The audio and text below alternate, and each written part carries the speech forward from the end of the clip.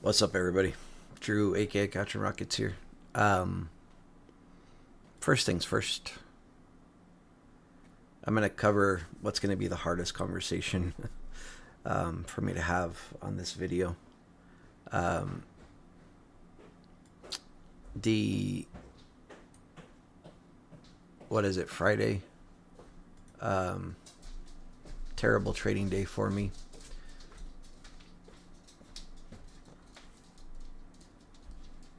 Um, so I did a lot of reflection on this. I was at my high up 8.3K. As of Friday morning, up 8 or 7.8K. Friday, I blew the account. And I knew right here, so you can see my trades: first trade, second trade, third trade. I knew right here I should have stopped, and I didn't listen to myself, and I just kept going down the rabbit hole. Account blown. Pretty rough if you look at the statistics on this account. Pretty much every day is green except for one, and then account blown in one day. So I did exactly what I was talking about on my last video, which is the boom and doom thing. And the hardest part for me is, like, I had a guaranteed like 6K withdraw on this account, which is money, of course, I can definitely use. I have a baby coming. That would have been awesome. I already had plans, for like baby furniture and stuff that I was going to buy. The I guess what really got to me is that morning when I woke up, I just wasn't feeling it. Like, I think on Wednesday I talked to you guys and I was saying, like, I don't know what you like. I'm feeling really dizzy. I'm not feeling very good. And that went on for 3 days. And Friday, I think I snoozed my alarm like 6 or 8 times. Finally woke up like right at market open and drug my butt out of bed, sat down at my computer, and just lost. And then when it was all said and done, I just couldn't even believe that I went down that rabbit hole and let that happen. And then as soon as I got up from my computer, like, I stumbled, I almost fell over, really dizzy again. And I'm like, why? Why would I even, like, on a day where I'm not feeling it, I can't wake up, I keep snoozing my alarm, not feeling good, feeling dizzy, not able to really concentrate or focus very well. Why would I trade on that day? And that's the issue, is I shouldn't have been trading. When I'm in a good headspace, trading comes fairly easily. Or actually, no, I think this was Thursday. I'm sorry. Oh yeah, this happened on Thursday. Friday, I opened a new eval account on Apex, and you can see I'm already up $7,465. Or no, I opened this on Thursday. I'm sorry, right after this happened. I've traded it for 2 days, and I'm up 7.5K. It's like, I don't know what your diet's like, Rob, but it could be due to low B12. So I would recommend taking some B12. Yeah, I would recommend taking some B12. That's what it is for me. But okay, then maybe that's not what it is for you. I know that's what it is for me. And like, I have my my B12 sitting right here because I've been sucking it down. It's finally, like, the dizziness has gone away. So that's funny, bro. So doing better in that sense. And then I feel like on these videos, like, we always go off on a tangent at the end. Like, we'll go over, like, we review the trades that we were looking at, and then we look over new trades, and then I generally go off on a tangent on some kind of teaching educational thing. There's something I wanted to talk about at the beginning of the day here. which is, um, and I don't know why this is in my head, but and some people might not like this. Some people might not agree with me, but vibrations in life and your energy space, your headspace, really affects everything about your life. And I'll be the first one to say, like, I love me some gangster rap, like, but when I'm listening to it, like, I always, or like whatever, like when I see like people like doing like dance battles, like I get it, like there's the competition type thing, but sometimes it looks like they almost want to fight each other, and it's like, why the negativity? Or even like rap battles, like, again, like, you're trying to be competitive and beat the other person, but like, why so much crap talking, you know?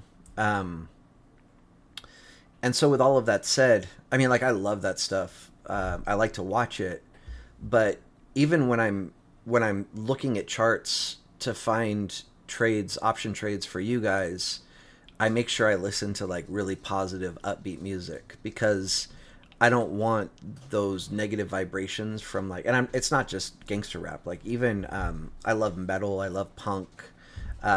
Even that stuff, it doesn't have like a high vibration frequency where it's like good for your mental state or good for positivity. So I don't even listen to that stuff when I'm looking at charts and looking over trades or whatever. And if I am listening to music when I'm trading, it's always going to be like upbeat stuff that's, better for the mind and soul, I guess. So anyway, like, just something worth thinking about when you trade or when you're looking at charts. If you have music on in the background, maybe listen to something that's a little upbeat and positive. And then another thing that, like, tangents off of that is, if you look at a lot of people that are really successful, or people that are really good traders, a lot of them are in good shape. They go to the gym, they work out, they jog, they run, whatever, swim. And so trading is a lifestyle. It's not just about like sitting down at the computer and trading or whatever. Being successful is a lifestyle.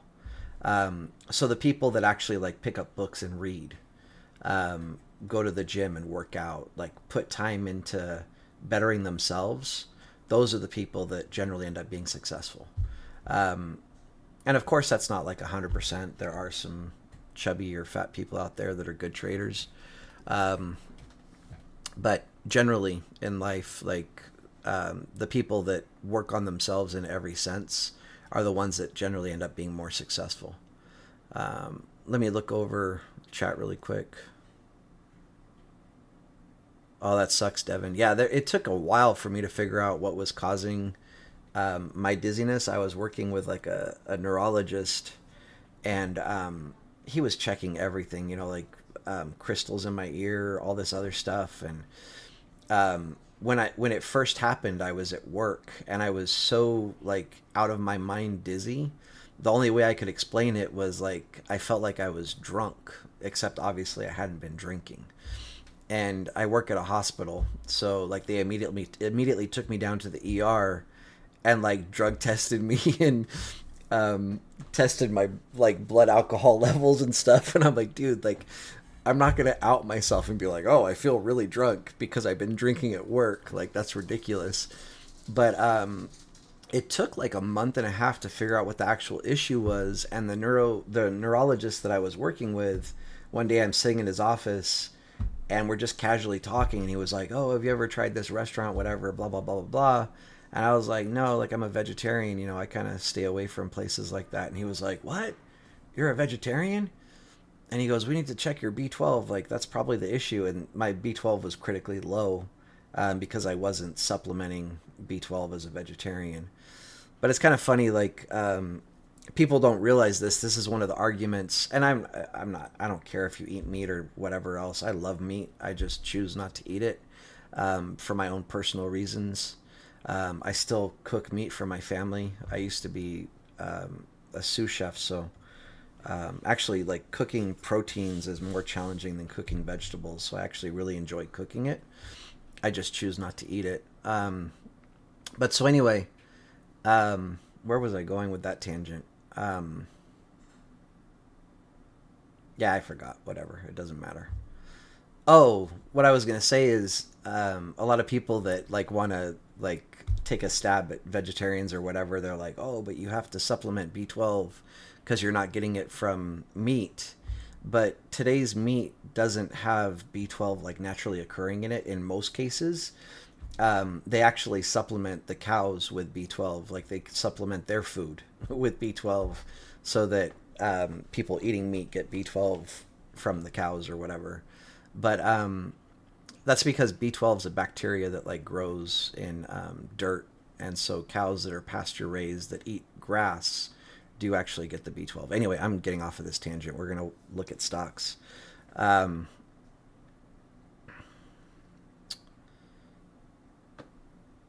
Devin EDM with no lyrics. Yeah, that's pretty hyped. Um, Evening, Almighty Beardman. Who's my favorite rapper? Jeez. Um,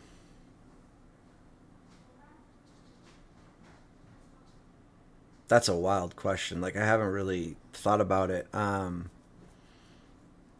not really like a mainstream kind of person. I'm older, so when I was like 10 or whatever, I used to listen to a lot of NWA.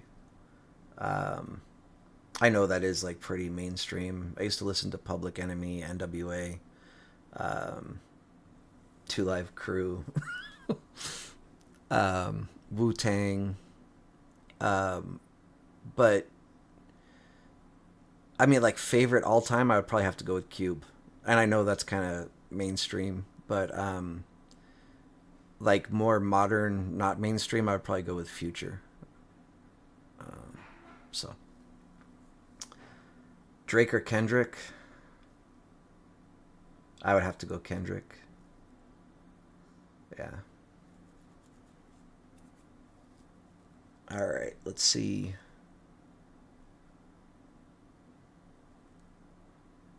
Yeah, it is prickly professor. It's huge for your confidence as well. What's up, Hef? What's up, Michael? Mac Dre. I haven't. I don't think I've heard Mac Dre. Um,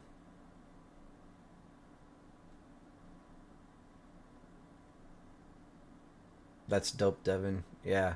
I have wireless headphones. I'm sure you can see. What's up, NIT? All right, I'm gonna have to check out Mac Dre. Um, who said we're taking requests, Rob? Yeah, I really like Future. He's got some pretty sick tunes. Um, I'll throw this out there because a lot of people might not know this, and um, you guys know I'm pretty transparent about everything. But if you look up, um,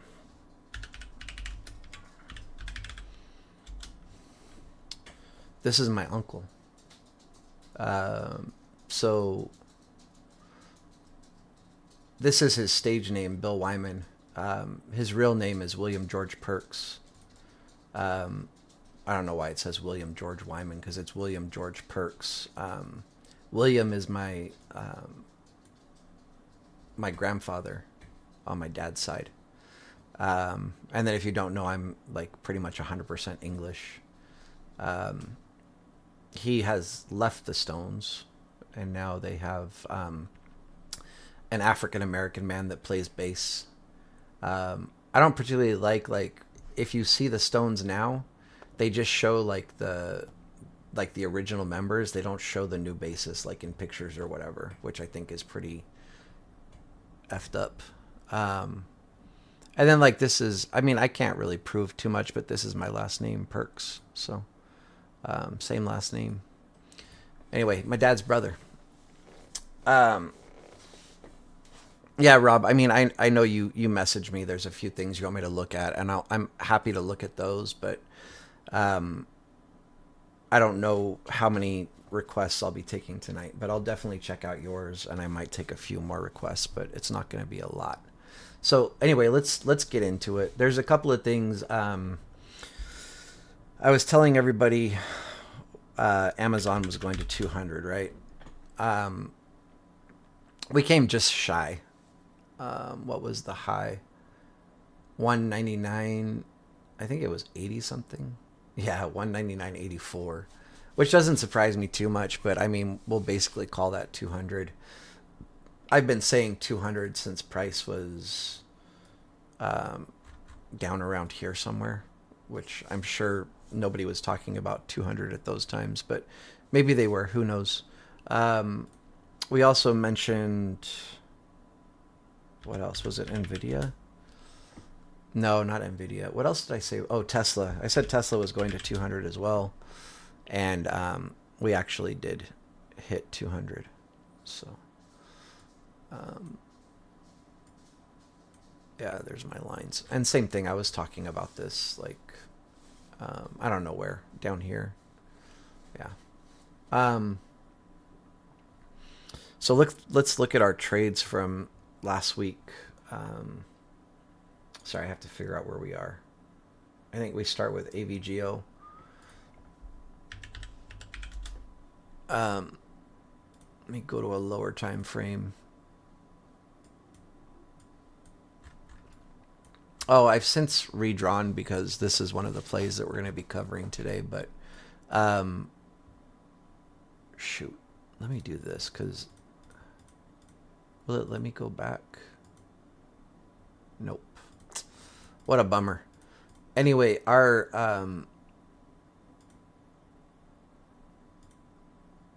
you guys probably have the levels, but I know we hit like our third trim. Our entry was somewhere down here. I want to say it was 1600. First trim was 605.35. Second trim was the same. Third trim, fourth trim.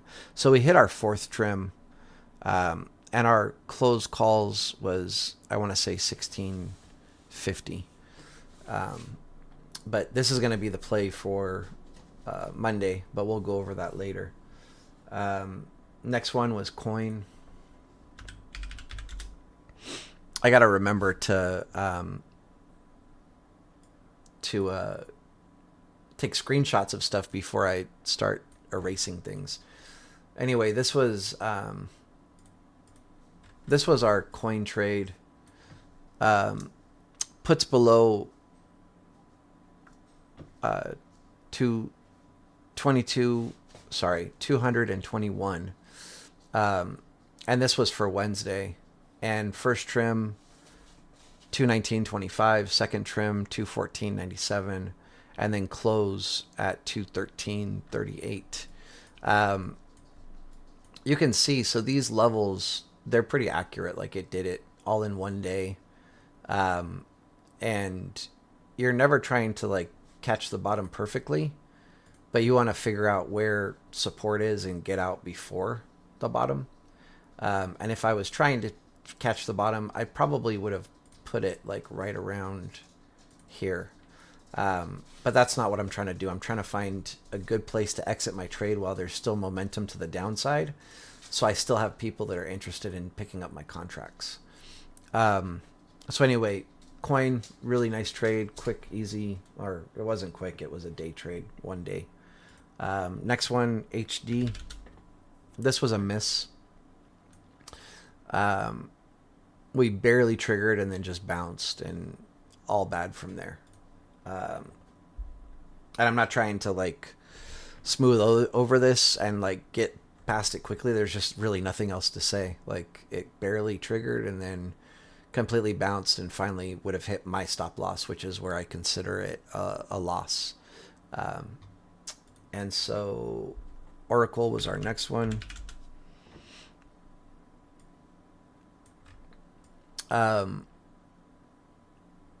Again, this was Wednesday. So this was a swing trade 3 days out. So if you took it Wednesday, first trim, and then you should have got stopped out if you had runners. If you took it Thursday, first trim and second trim would have got hit, and then you should have got stopped out at the first trim. And then if you took it Friday, it hit all of our levels. So pretty nice. And then the last one, Target, I think that was a miss as well. Yeah, so Target was calls over 147.10. And I believe, yeah, Wednesday we just barely triggered and then rejected. And I would have got stopped out. So that's that. Our trades for this week coming up. Amazon. Oh, this is annoying.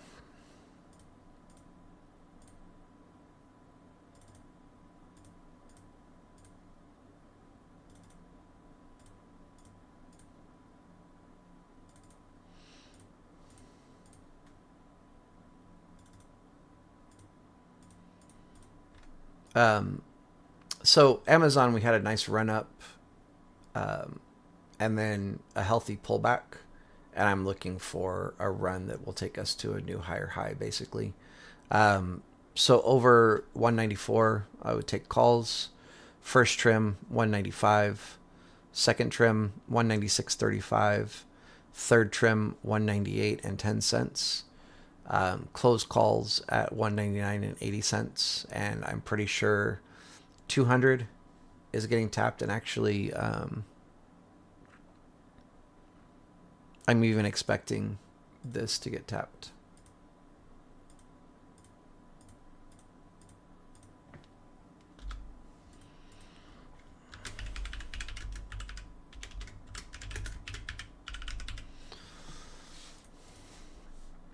But I would get out just short of the current high, like 4 cents before that.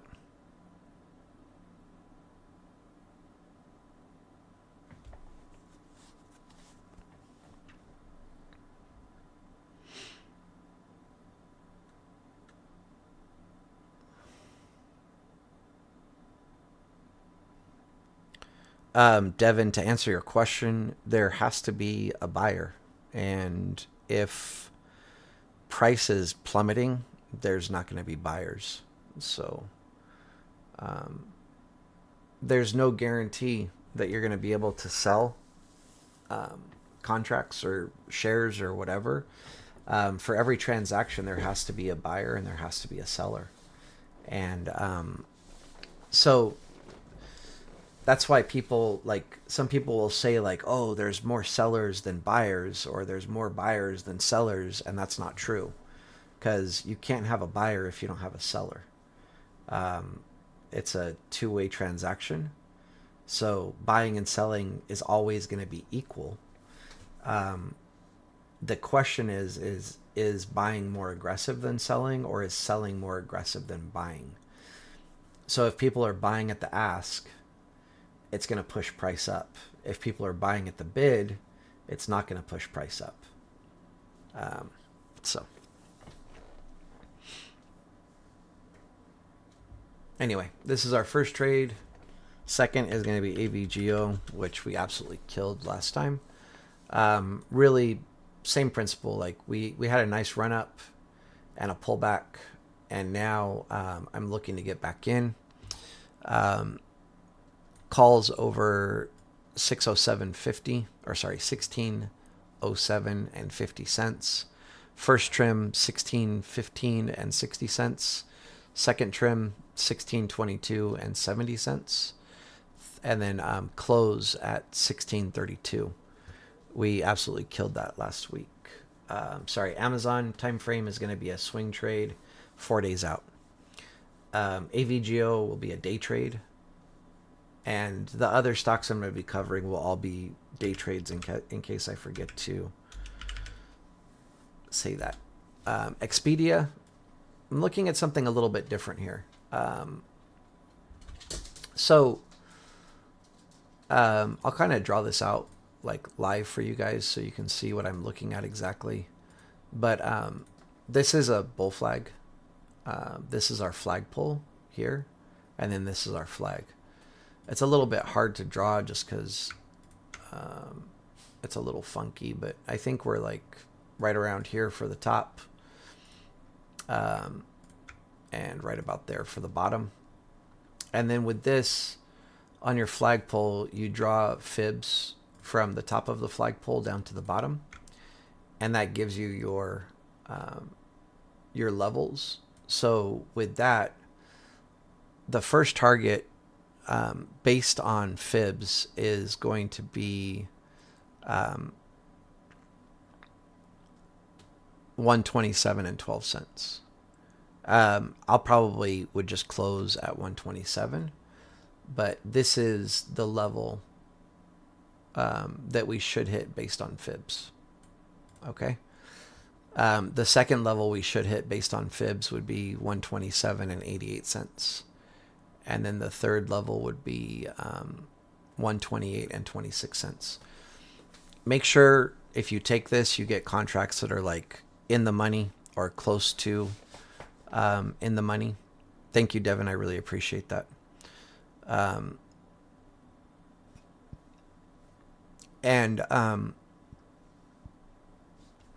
Just I want to break down bear flags, and then it would just be the inverse for bull flags, right? So bear flags or flags in general, as long as we stay above the 50% fib, they're valid.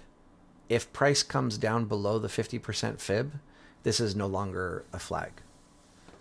Or if it's a bull flag, or sorry, if it's a bear flag and price comes up above the 50% fib, it would no longer be a bear flag. And then really, sorry, I'm trying to, how do I would really like for this, oh, there we go. I want the fib levels to be obvious on the screen. The golden pocket 0.682 and 0.618 is generally like a really good level to enter trades. And we could have already missed it on this tap here, but I can't really give you guys this as a level, but my entry, you know, I don't know where price is going to open tomorrow, so I have to go a little bit higher, hoping that I don't miss the entry. But if you guys see price come down into this range here, this is really like your ideal entry for calls. Between the 682 and the 618. And I'll give you those levels just so that you have them.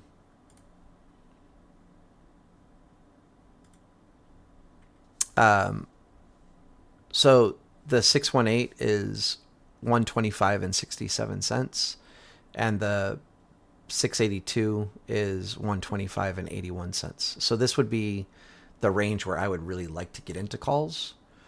And then based on what I've told you, if we break the 50% fib, the flag is invalid. And so your stop loss just needs to be a little bit below this, right? Because we know that breaking this level invalidates the play that we're looking at. It's on the wick here. Are you talking about this one? Hef?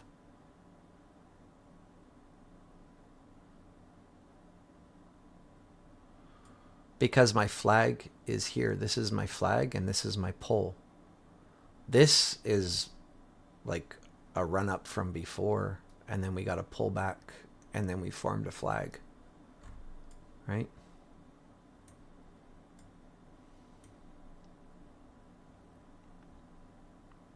No problem. Yeah, so this has nothing to do. This whole part here has absolutely nothing to do with the flag.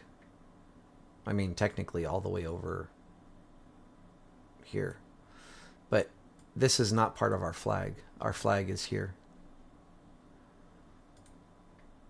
And then the time frame matters. We're looking at 1 hour. It's probably there, just ugly, like on a lower time frame. Yeah, it's pretty janky looking. And then if I go to higher time frames, like on 2 hour, we still have a flag. 4 hour, we do not. So the time frame is important, but you find them on all time frames, just different setups.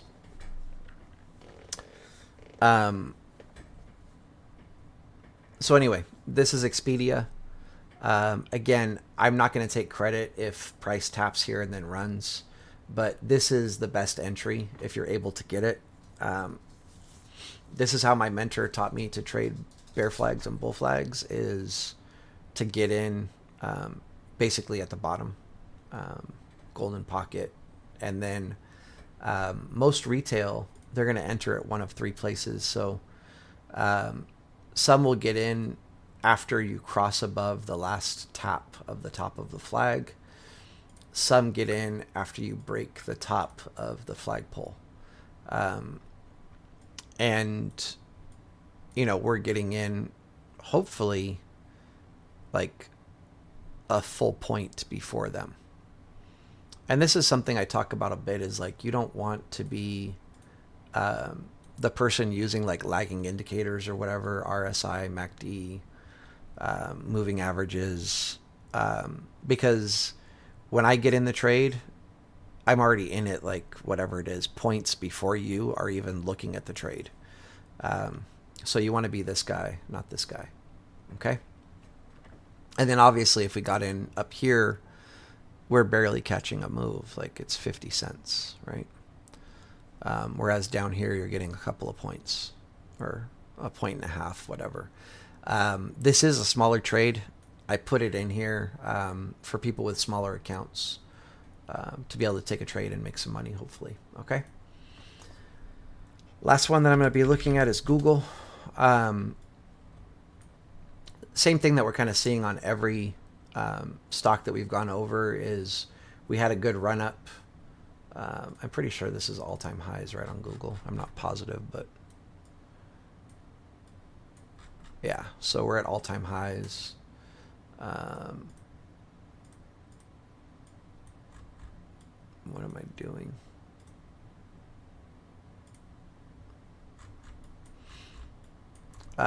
All-time highs with a pretty good pullback, right? And so with that said, I have a riskier call entry and what I would consider like a safer call entry. My risky call entry, 183 and 75 cents. My safer call entry, if you look, I'll try to zoom in as much as possible here, but we came up and hit this level and it was resistance, rejected off of it, broke through and then bounced off of it. It became support. We did slice through it a little bit, but then came back up and then bounced off of it again, support again. So to me, once we break through this level, it should become support again, and we should be able to get a move up. So that's what I'm watching for. So my safe call entry, or safer, there's no such thing as like safe when you're trading. We're just playing probabilities. 184 and 35 cents. First trim 185.35 and then close at 186.95. We're probably going to make a new high on Google, but I'm never looking to be a part of price discovery. So with that said, like this is our current high, all-time high on the stock. So if I'm interested in trading anything above this level, I need to look for a break above, retest, take calls, right? But I'm never going to be the person seeing where we go after we break this level initially. I'm the person that says, okay, we broke through it. We came up to here. We retested. And so at a minimum, I should be able to take a trade from here to here. Okay. And then, like that could be a double top at that point. So let me just draw it properly. Like if we do this, um, shoot, I messed that up. Bro. If we do this, um, there's a chance that this becomes our double top and we reject back down, right? But so pretty safe to take the retest long up to the new all-time high. But generally when that happens, like we'll break above, retest, and you'll make another higher high. But again, I don't trade price discovery. So let's see. I just want to save my spreadsheet here really quick before I start doing anything else. Let me look at chat really quick.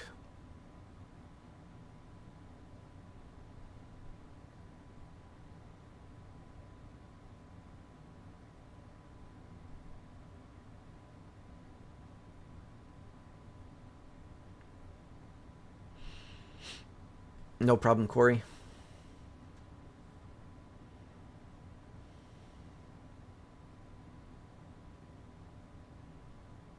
Do I prefer anchored volume profile, fixed, ranged, or both?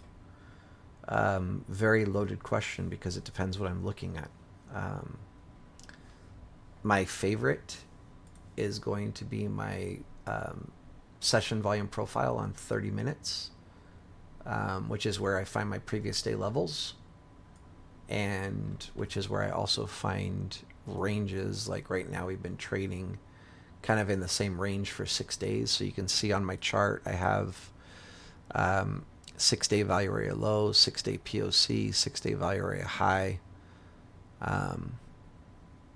So for me, right now, as long as we're above 6-day value area low, we're bullish. If we break below this, become bearish, and I would look for a bounce somewhere right here between my single prints and third sig.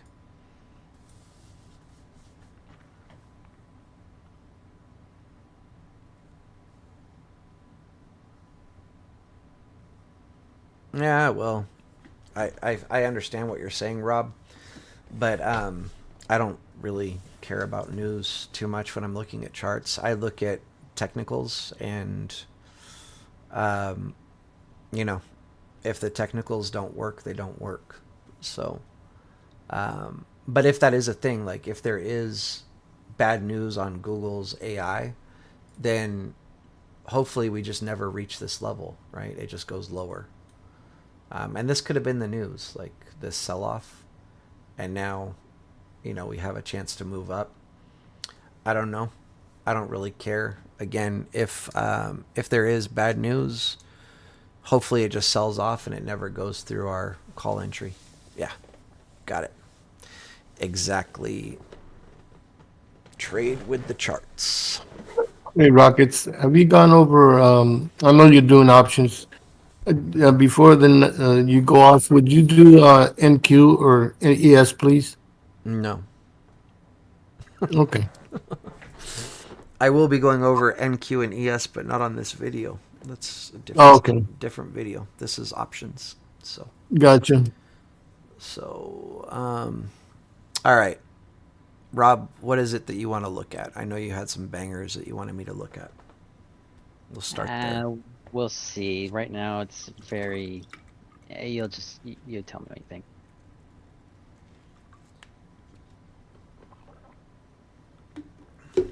Oh, why am I typing? Walgreens. I'm like, WBA.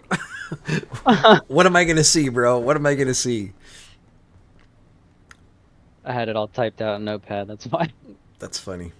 All right, let me get right. Oh, what's their ticker? WBA. WVA or BA? B as in boy.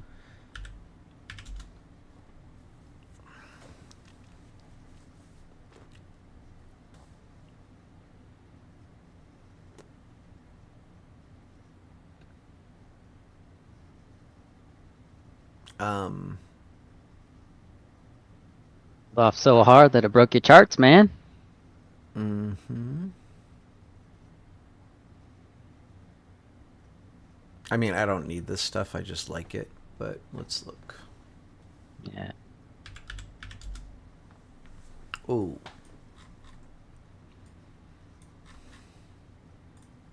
So the reason why it gapped down so badly is because they announced that they're closing. Well, the last quarter they also lost like $6 or $7 billion somehow. So that's why they're pulling out of New York completely. yeah, The New prices are York, you back gotta down. stop effing up, man. Yeah, They're, I mean, New York 97, is just 96. absolutely killing retail. Um, Not retail traders, but, or I mean, maybe they are killing retail traders. They're killing retail, like brick and mortar stores with theft. Okay, my charts are not loading, so let me. I'm gonna close TOS and reopen it and see if that does anything. You did the first thing I did, which was go to see like what was the price now back then. It was 97, 96. Um, this is bad. Yeah. I mean, I wonder what they're gonna do. Is like close shop for good everywhere? I mean, they have $12 billion worth of real estate, and that's what their market cap is right now. So interested. This is bad. So it's kind of hard for me to see, but this, bro, is super important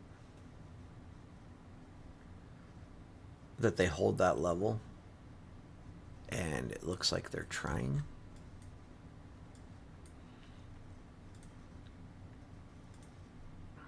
That's a big candle or volume.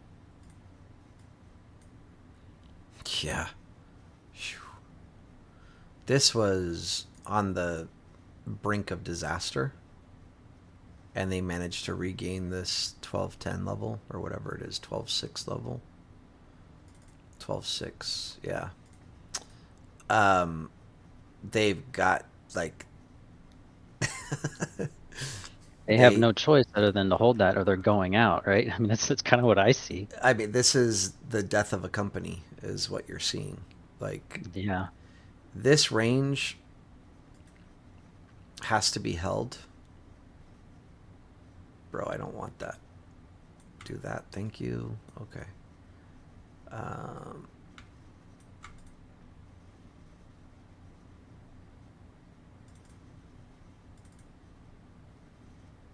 1168.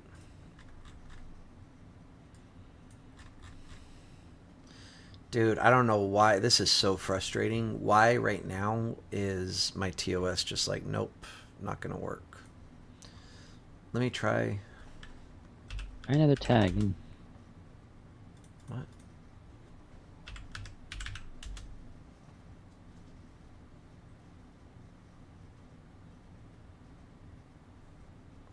Maybe it's their servers.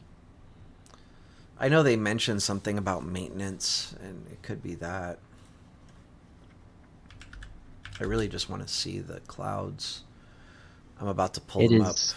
on. I Yeah, trading view. Yeah, that's literally what I'm going to do. Yeah, it's far below quarterly bottom. Yeah, they're dead. Like, yeah. No, that's it. That's end of the conversation. I've never seen a company come back. So there's no them going back up to maybe like weekly bottom.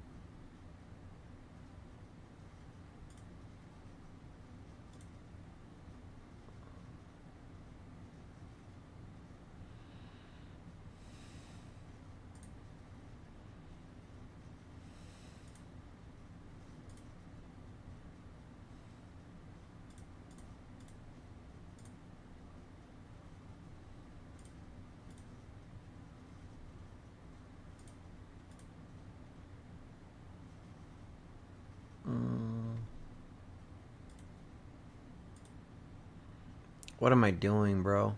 Okay, let's do this. Let's do weekly, month, quarter.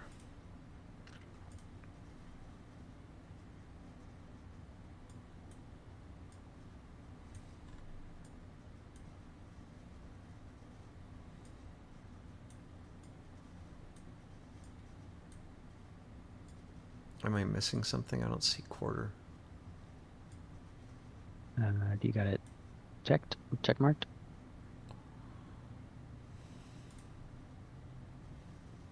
Bottom of quarterly for me is $19. It's the bottom of the open cloud.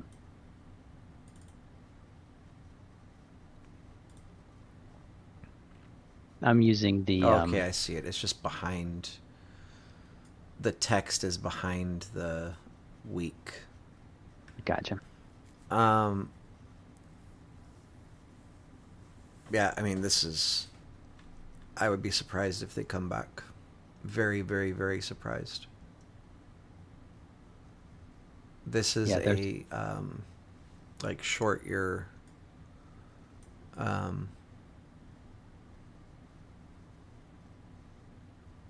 what's it called? This is where you take shorts and hope that they go bankrupt and close, and then you never have to repay the stocks that you're borrowing.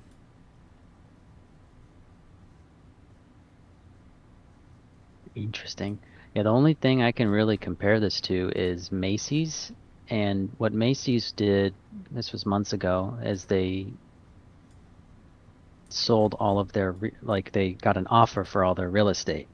Mm-hmm. So their stock jumped from $4 to like 20 something dollars within, a X amount of time. But like, and with Macy's, but I mean, if they ever announced that they were selling all their real estate and their leases or whatever, then it's the only thing I could see them bumping back up from. So they would get a bump, like initially, right? So we get a bump, right? And then without their real estate, they're nothing, Yeah, right? gotcha. So, like, if you're a brick and mortar store and you have, they have billions, like you said, in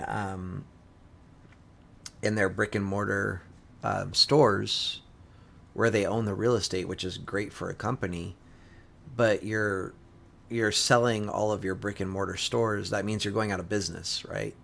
So Yeah, you're going to zero, right? The yeah, company you're closing if you sell. So, I mean, yeah, there's a potential that you catch a bounce if they announce that they're selling their real estate, but the end, like as soon as you sell your real estate, you're here. You have nothing left, yeah. right? That's it. You're done. Got no more customers. You don't have a store, so you're done. So I don't see a trade other than shorting them, like calling up your broker and saying you want to short Walgreens and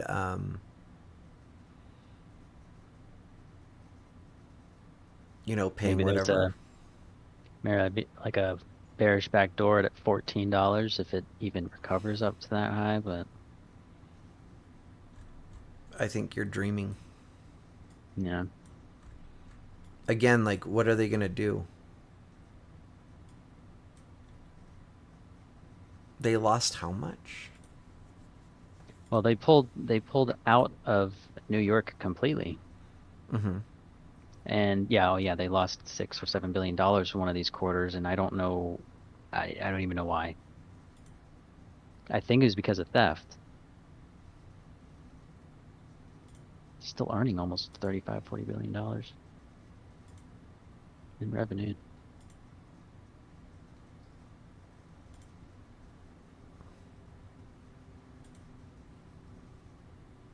Let me tell you which quarter it was.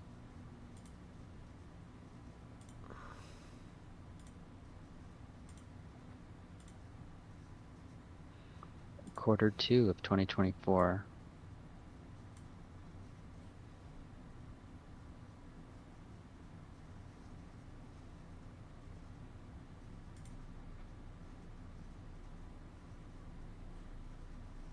Doesn't make sense. That's what it says on there. You know where it says income statement? Mm-hmm. It's where it says it there, and I don't, not like that on the chart, so I actually don't even know.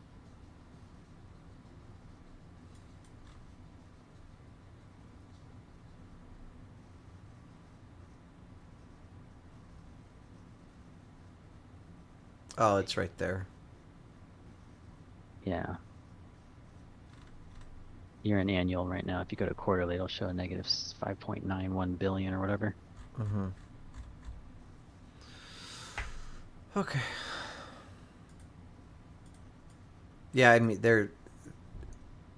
we can check back on this in a little bit. It's going to be just all bad. Gotcha. So there's, yeah,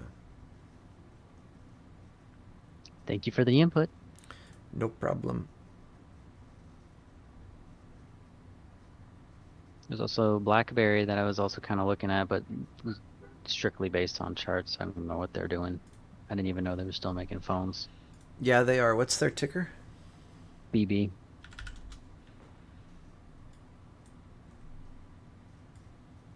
Ooh.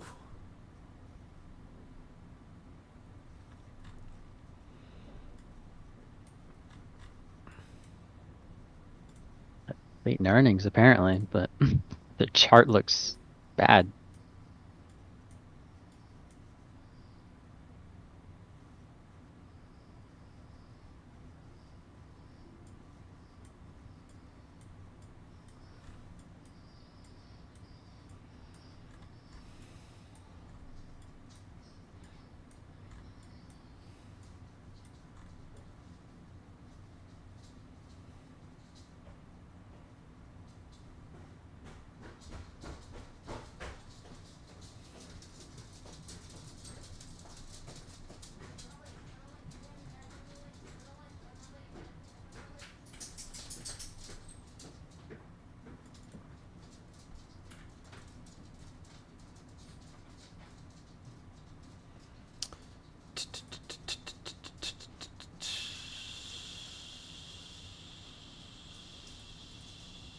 Michael says they make parts now, not phones.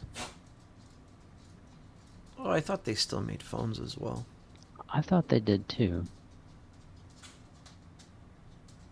Why is it giving me the first cloud? I want my clouds. I don't like this.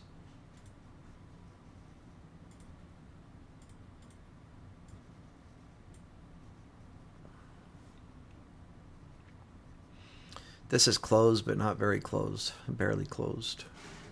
It's going to open tomorrow or Monday.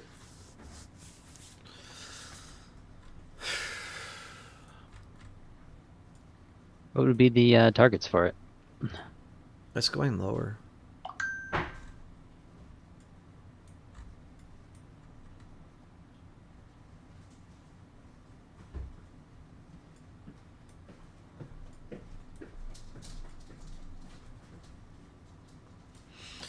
To be bullish, like you need to be above this or above the POC.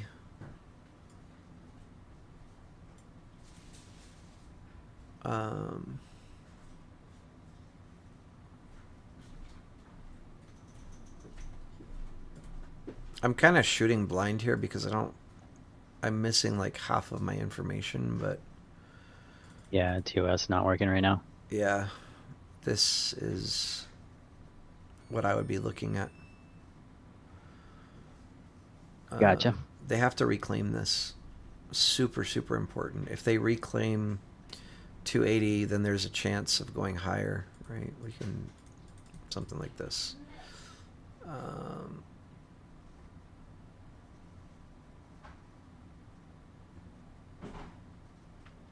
You said I was going to be excited about these. I am not excited about these.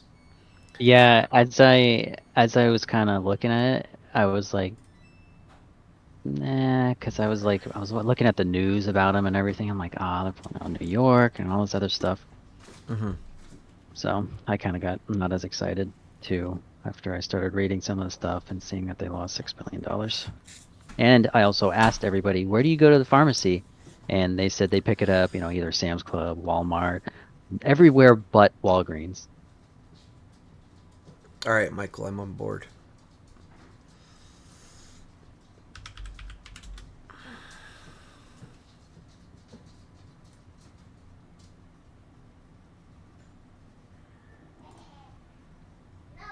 You were talking about the GME for a second.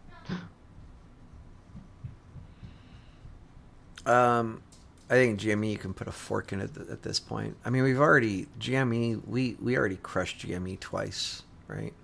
Yeah, those were amazing. Um, and I'm I'm like um, kill something twice. Like I'm good, and it was like, it was in a short time frame, so.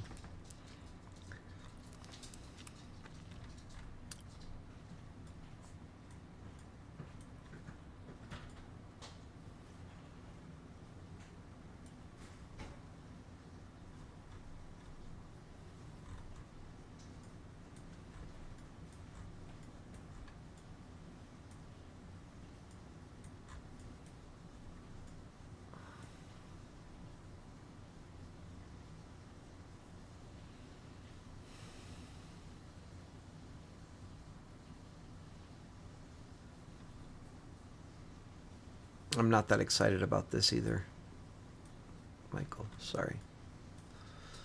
Um,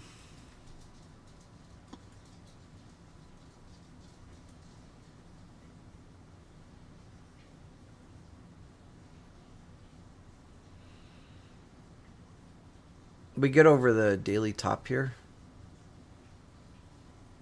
We'll just say 140.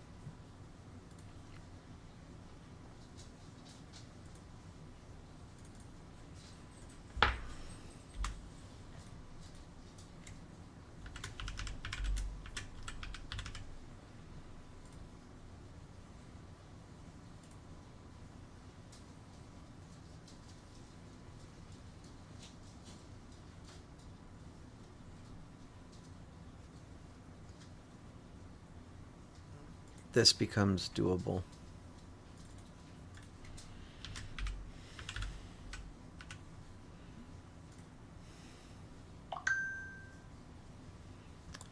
But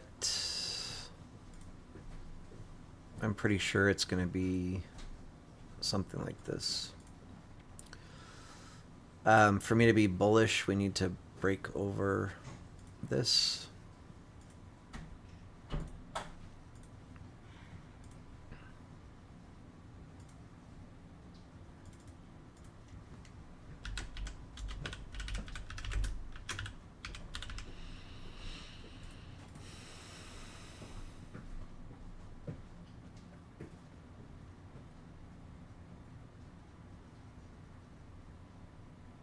And then you have like a potential rejection right about here.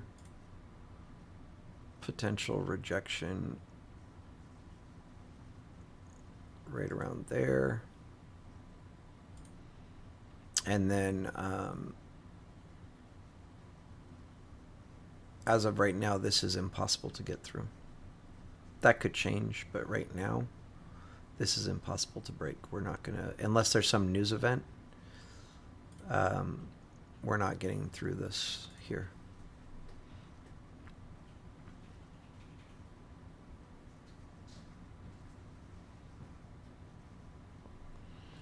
Yeah, it still looks bearish. I mean, again, we have to get over 158 for me to become bullish. Um,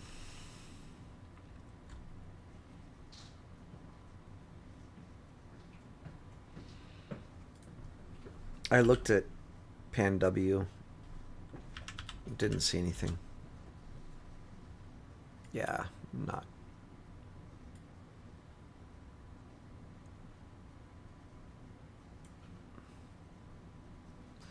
It's good for puts.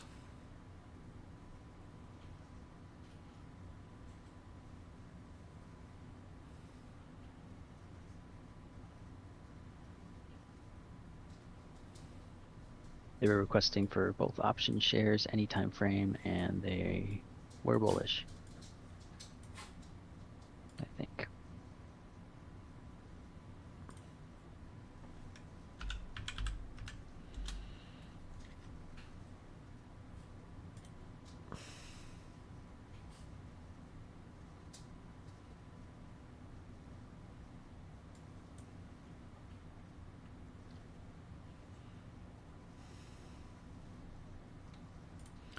Be so nice if my stuff would work.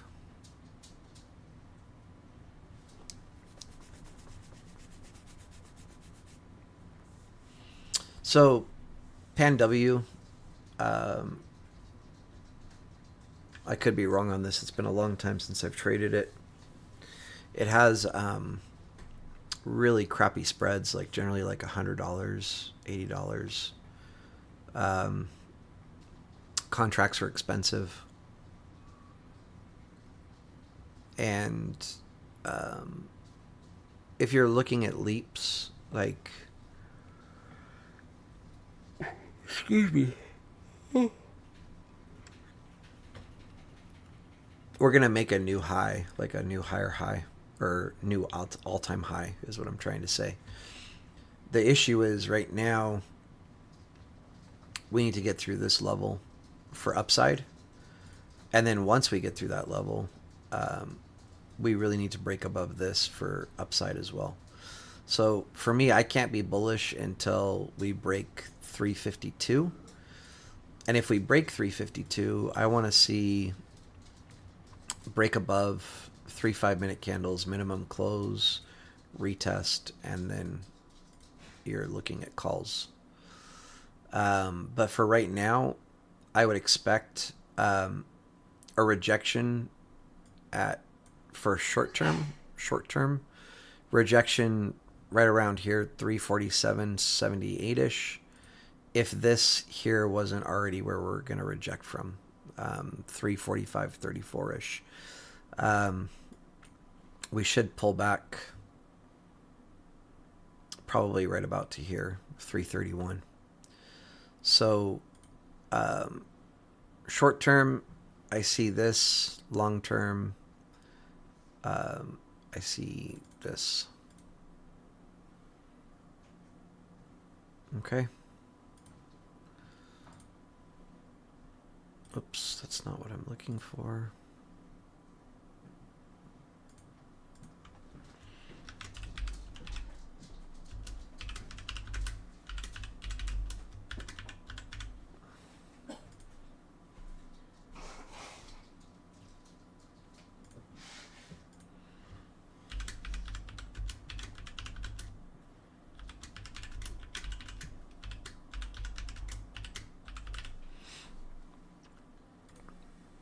So that's what I see on Pan W. It's really a bummer that my software will not work right now. Yeah. Yeah, Andrew, it's pretty common. I'm sorry. Where in the Discord can you find this later? Oh, okay. The You announcement tabs. covered it. Yeah, you covered it.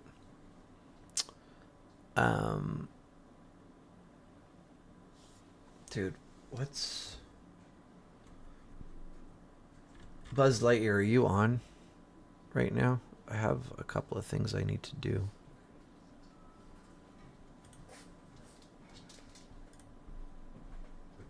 Okay, cool. Let me see if I can figure this out really quick.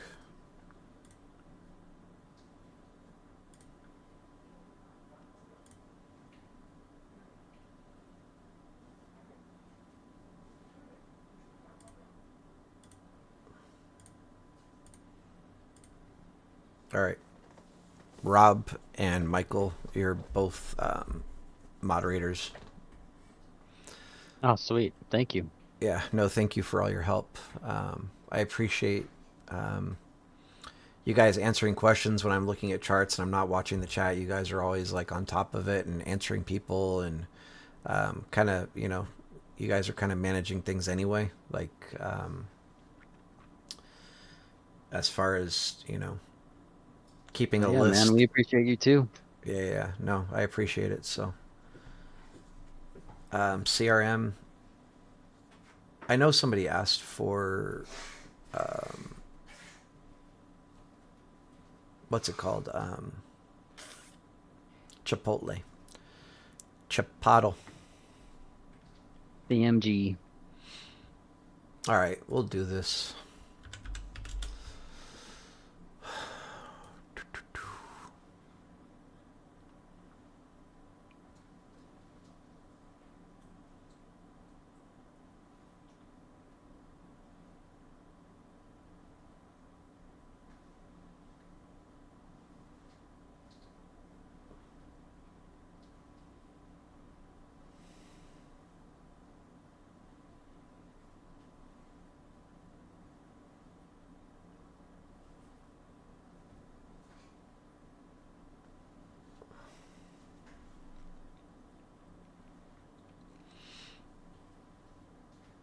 Just so you guys know, as moderators, every month you have to subscribe as a friend. Otherwise, I'm going to unmod you.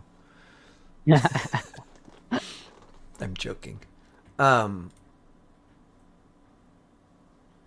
right, Chipotle.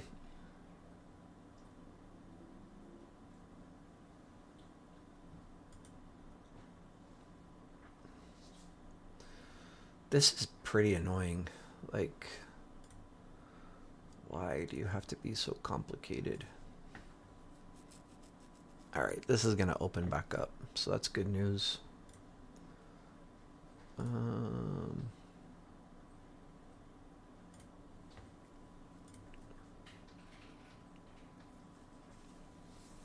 Both the weekly top and the one-day top are closed, but they're going to reopen. Damn, Michael, thank you. You didn't have to do that, but thank you. And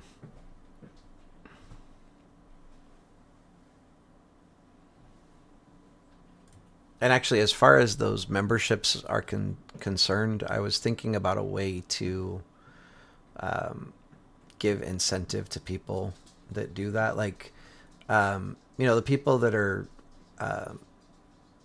paying, it's $1, whatever, like 99 cents, I think, for a month, which isn't much, but the, what's the word? Like, I guess it's like the, if I could speak, kind of the same sentiment as a gift. It's the thought that counts, if that makes sense. Like, so I really appreciate the people that do sign up for the friendship tier or whatever it's called. Again, from a monetary perspective, it doesn't really mean anything, but from the perspective of the thought, it means a lot.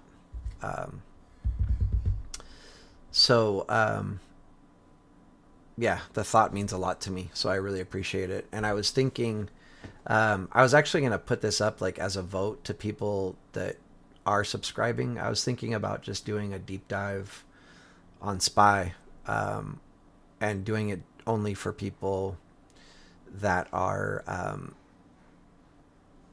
doing the memberships. And then what I would do if I do that is, as a YouTube creator, we have the option of like making a video private for a certain time period. And so I was thinking like I could do, every time I do an options video, I could do a deep dive video on SPY, where that video is private until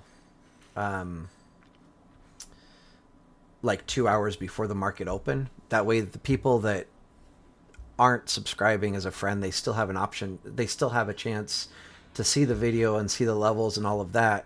But it also gives a little bit of an incentive to the people that are subscribing to the friendship tier or whatever. So just something I was thinking about. You guys give me your feedback on that and let me know what you think. And we might make that a thing. But so, Chipotle. Oh, they did their stock split, huh? Crazy. I wasn't even paying attention to price. I'm just looking at candles and levels. So, Chipotle, I would like to get into calls around here if possible. If not, right now it's kind of rough because we're above this level, but my call entry would be 62.46.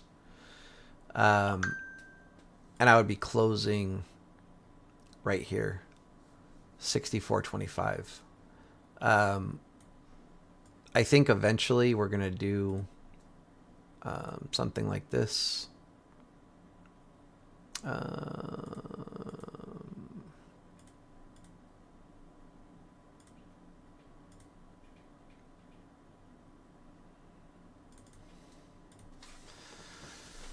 So, unfortunately, I'm missing half of my brain with toss just not working. It's so frustrating. Yeah, we don't like you, bro.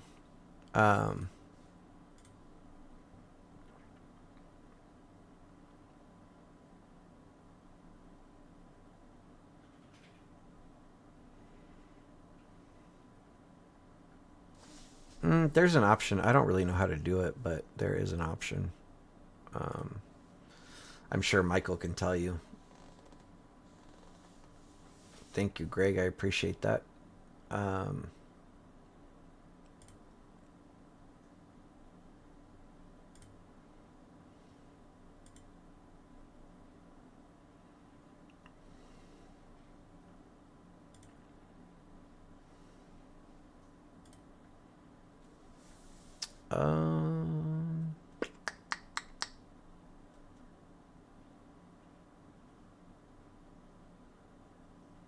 Yeah, I'm not sure, Almighty Beardman. I am not sure. So anyway, that's Chipotle.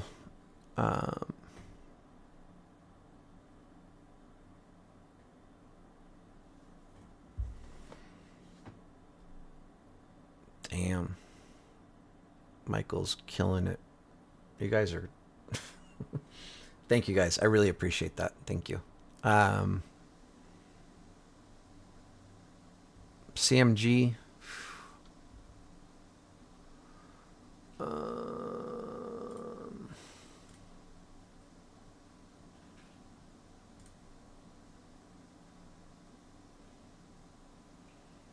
I mean, 2 weeks depending on what you're trying to hit. If you're trying to hit this, then yeah. Or you don't even need 2 weeks. If you're trying to get to 64.25, just a day or two. It shouldn't take much. But, yeah.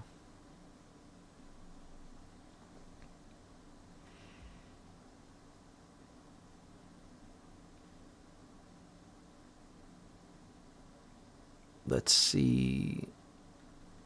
Where's my list?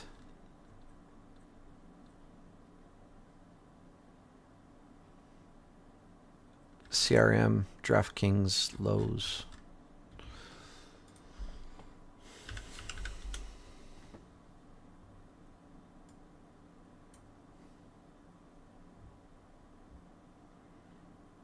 This is nice, actually.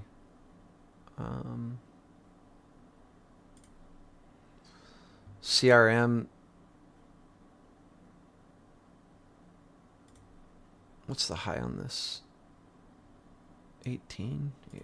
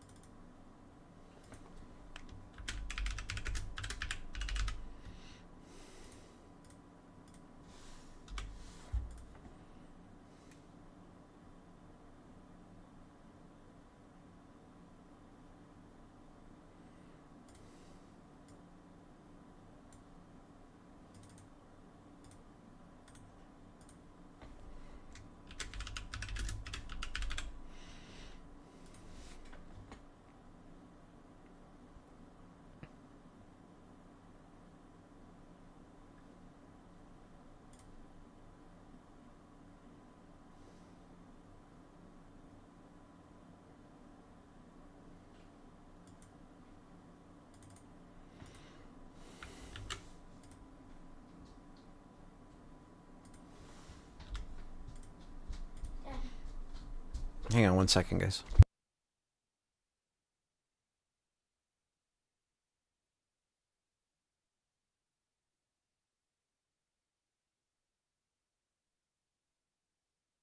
Hang on, give me 1 second, guys. I'll be right back, okay?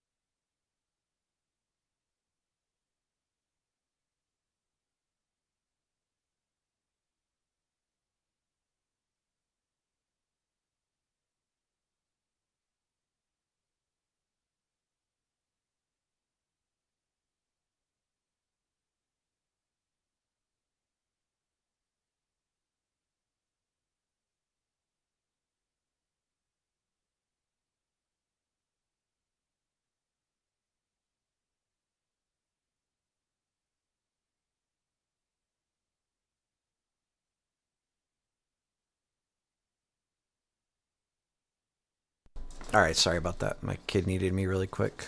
Um,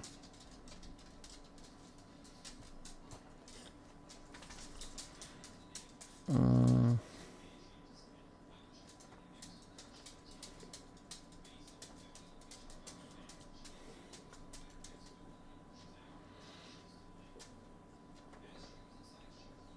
all right.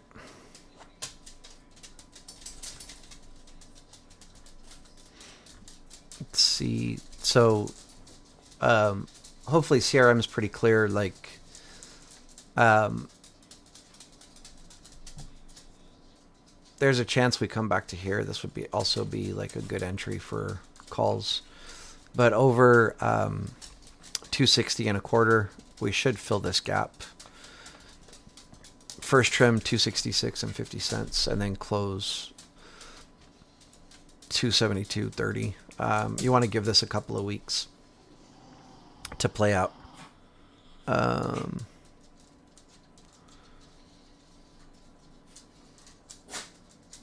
Lows.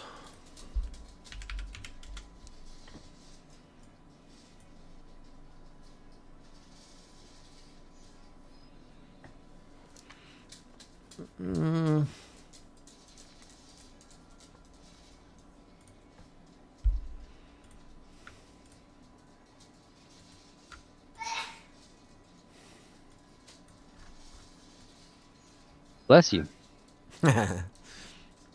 My son way in the other room. I can't help it, man. Every time I hear a sneeze. You know the origins of bless you, right? Yes. Okay. I'll love it. Pretty brutal.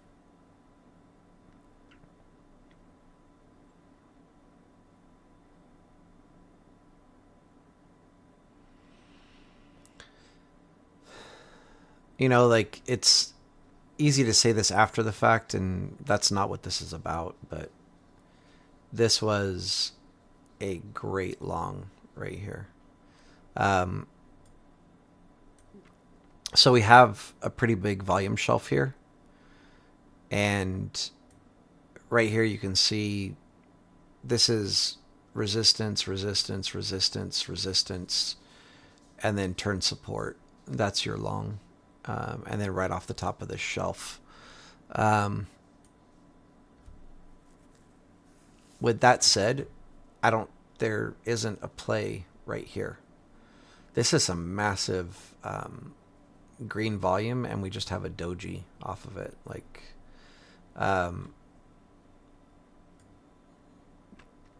at first I thought we had a bear flag, and I checked the candles, and we've come back through the 50% fib, so this is invalid.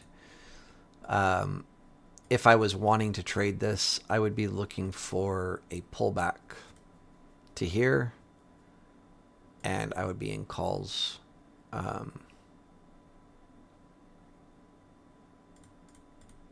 And from there,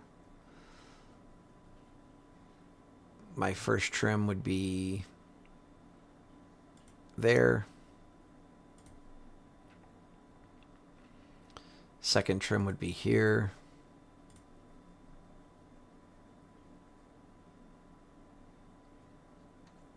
Third trim there.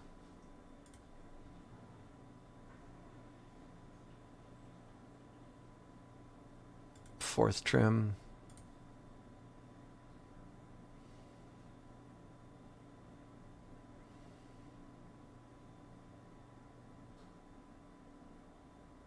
Fifth. And then close at whatever this is. 228.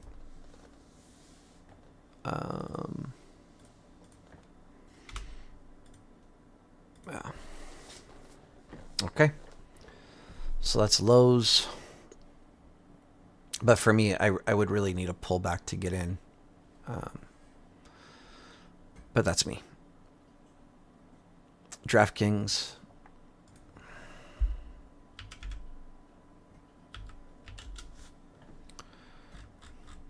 And then somebody mentioned Tesla, right? Yes.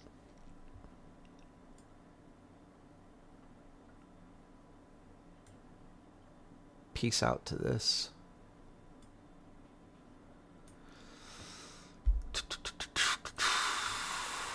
Whoops. Tesla was mentioned by Devin McKay.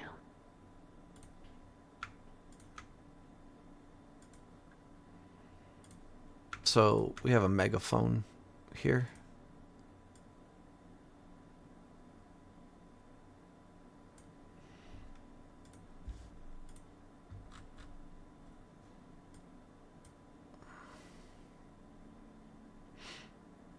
And then depending on the time frame, I mean, there's just different, like, there's bear flags on different time frames. On lower time frames, the levels aren't going to take you as low, but on the higher time frames, this is like your first target here.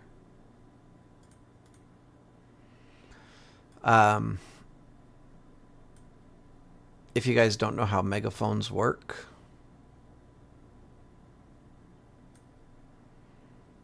basically, each candle will have a further and further range.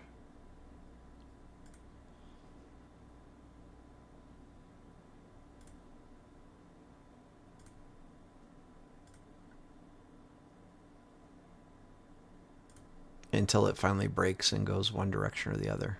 And realistically, a megaphone could break either way, but this looks like a bear flag. So I would kind of expect downside. It looks like, like this would be your ideal entry right around here for your... Man, I hate how hard it is to draw a circle.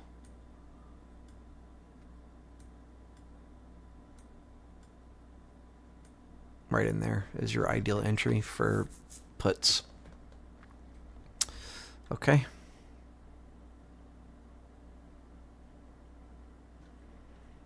Nike's a buy right now.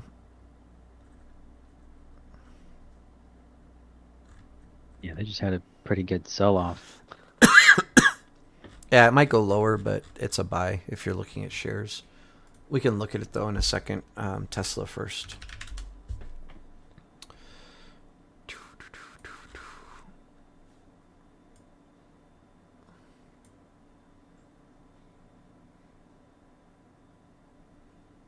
So this already happened, right? And I said Tesla was going to 200. My first target was 192 and 20 cents. Second target was 200. Both were hit. And we've been talking about 200 like since price was down here, I believe, or somewhere in here, 160s. I don't know. But I've been talking about 200 for a while. From here, there's just really not a trade right now. Um,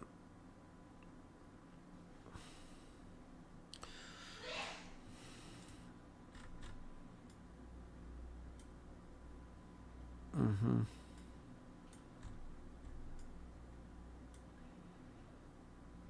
I would like to see, bro.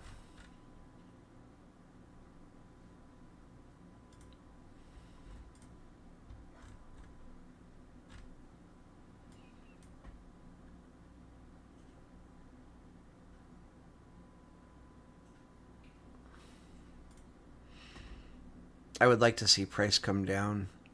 Um, Actually, I'm going to draw a box because it's a range. Not a big range, but I'd like to see price come in this area here for calls. And then once that happens, my price target would be, first trim here and close here. We'll just say 205.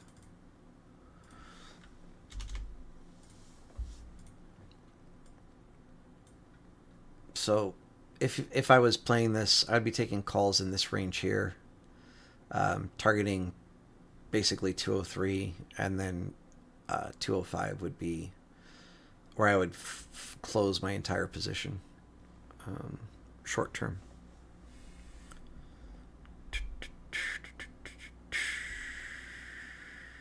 Yeah, I mean, we've already broken through that, but you always are going to have that psych level, right?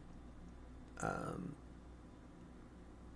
it's not like if you get in here, 200 would not be a bad place to trim just based on the psych, but I'm pretty sure we break through it, but it might be a big enough level that theta destroys you. But we should tap 203, we should tap 205.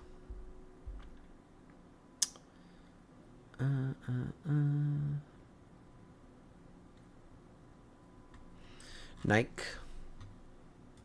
Are you looking at shares, options? What are you looking at?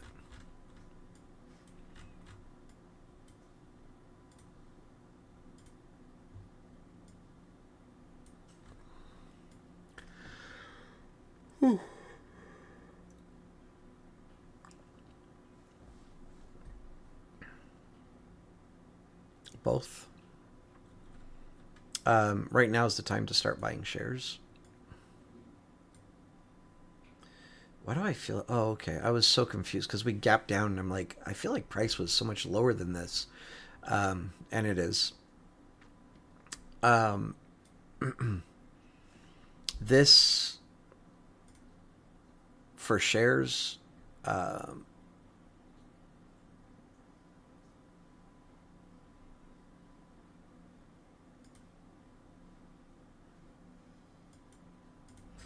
This is where I would be dollar cost averaging shares. Um, Ideally, we get like $71. That would be such a great price to buy shares. Um, Even 71.50 would be nice. Um,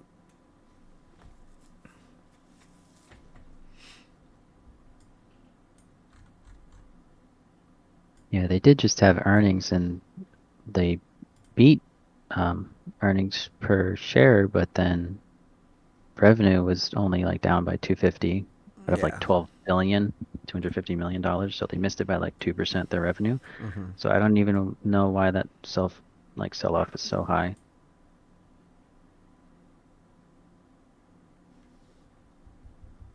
It's so hard to speak when you hear yourself speak on a delay. Welcome to my world. Um,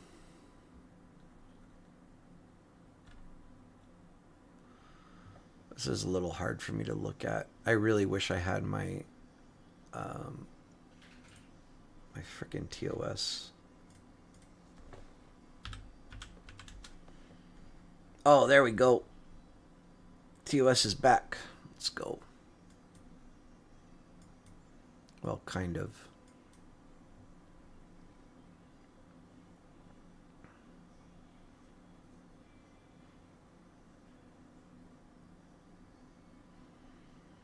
Hmm.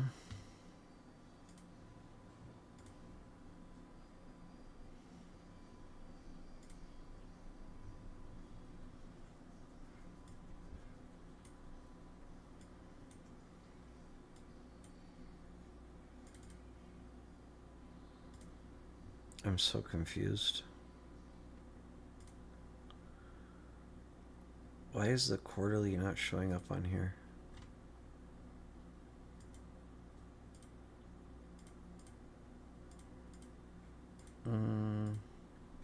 Sorry, bear with me for a second, guys. I gotta figure this out.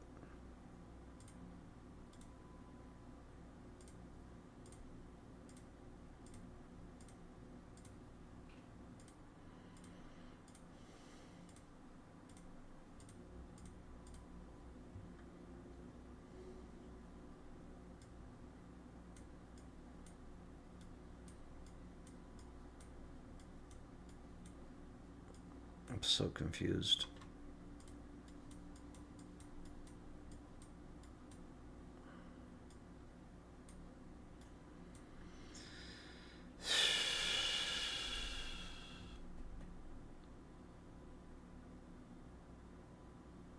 I don't.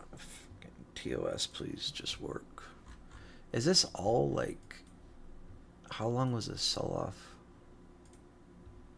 Wow, 1 day. That's brutal. If you had puts Right. on this, like, this is where you turn 50K into a million, right? Um,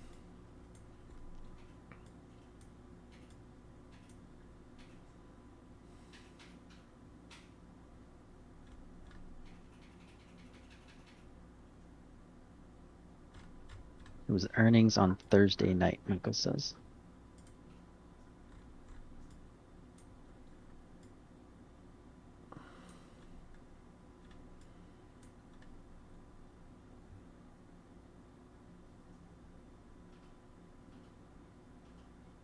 They sold all the way off to the quarterly bottom cloud, pretty much. yeah.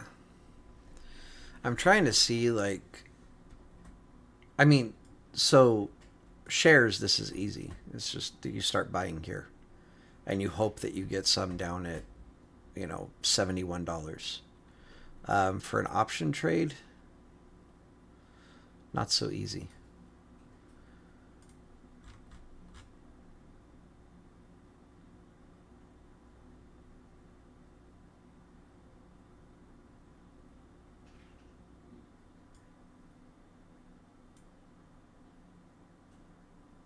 Um,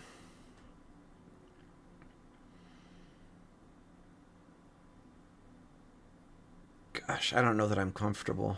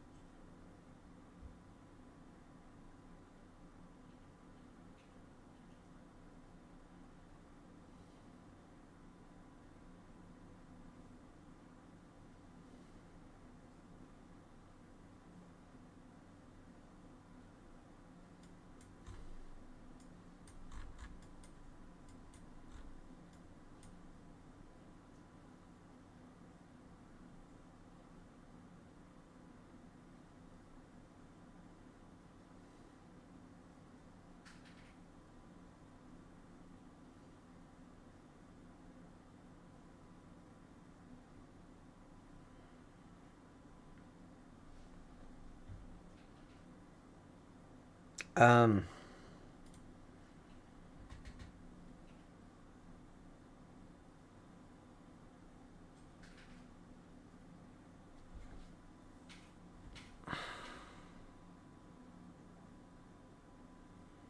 what's up, stocks?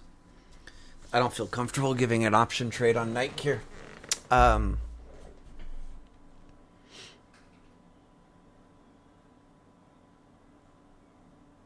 if you guys have been tuning in for a while, you know I don't do this. Like, I'm always willing to give some kind of a direction. Um, I just, after such a massive sell off, I don't feel comfortable. And there's just not a lot of room. Like, so I'll show you guys what I'm looking at. Um, like I said, this whole green zone is where you want to buy shares, right? If we get over this here, you could argue that it's bullish, but then basically right above that, you would need to be out. Like, I'm going to give you a 20-cent trade. We're just in a level where there's just too much resistance and choppiness, and I just don't see a trade for options. I really don't.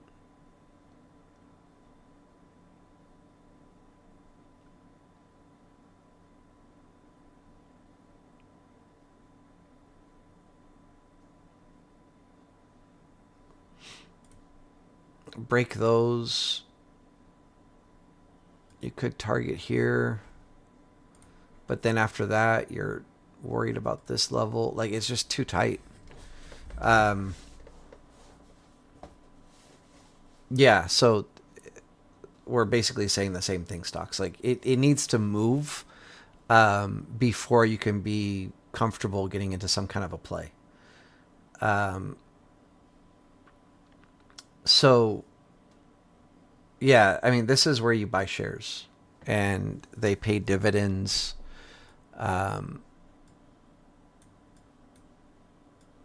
But I don't see a setup for options here. And like literally, so since I've been sharing option plays on YouTube, this is the first time I've said that I don't see a setup, like, at all. One direction or the other. I wouldn't be comfortable calling anything out here. It's way too tight.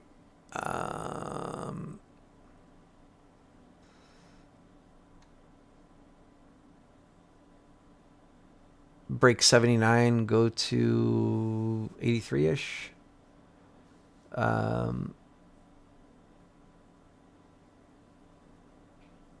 Over that, you need to get over like 83.60 to get to 85. Like,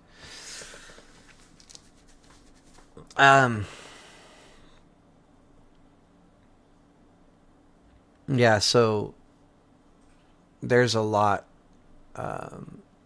We need price to move around down here, so we can figure out levels. Like, I'm sorry, I don't feel comfortable sharing an option trade where current price is. There's just not. It's just way too choppy.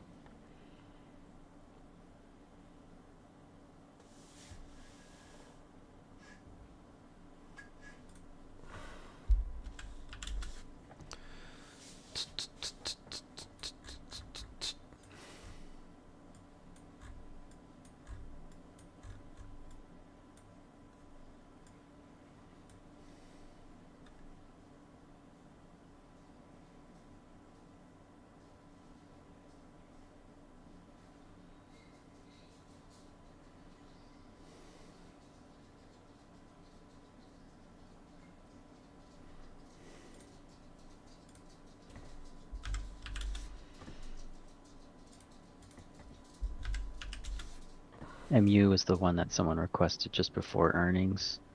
Yeah.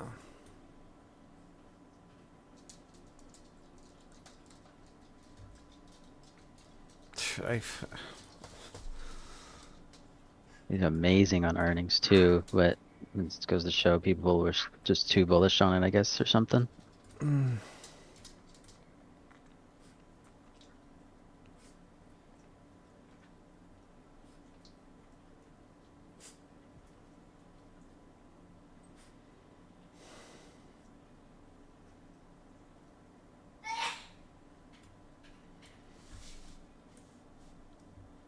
my levels.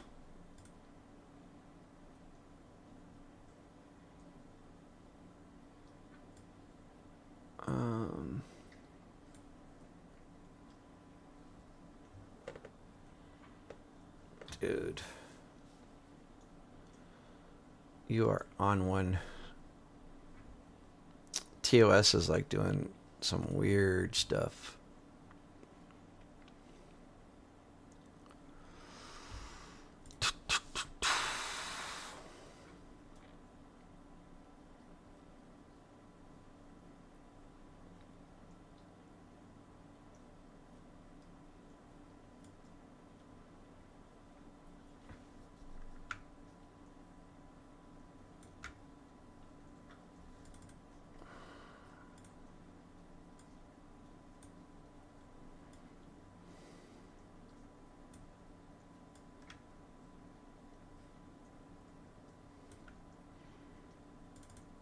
I'm not a huge fan of where this is at either.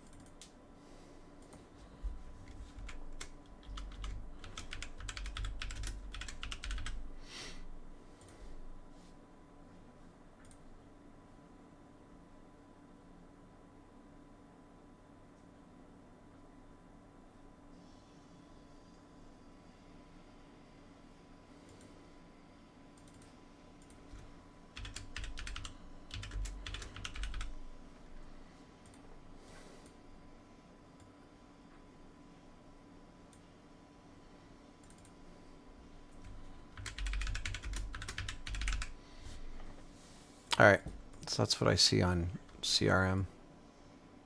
I mean on MU, sorry. Where are we at?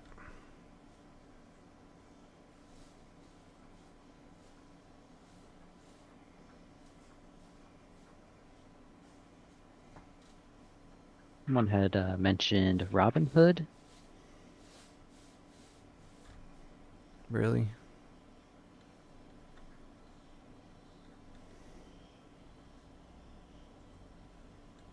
And then also you did Cat and Dollar Tree, and those, I mean, I know they're kind of done and over with, but they all hit. Yeah.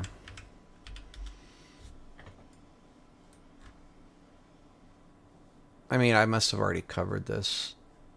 Yeah. Yeah. Pretty good.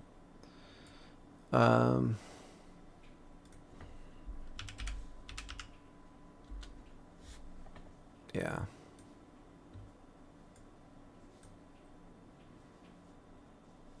Yep, pretty easy. Robinhood.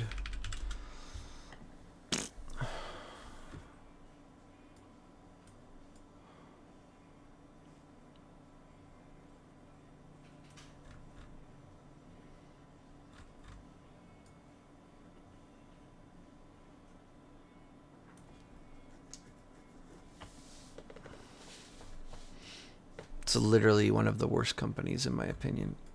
It's really hard for me to look at Robinhood objectively because I don't like them. I don't like.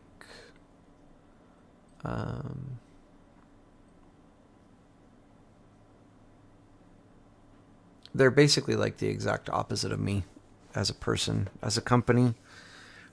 They're the exact opposite of me. Where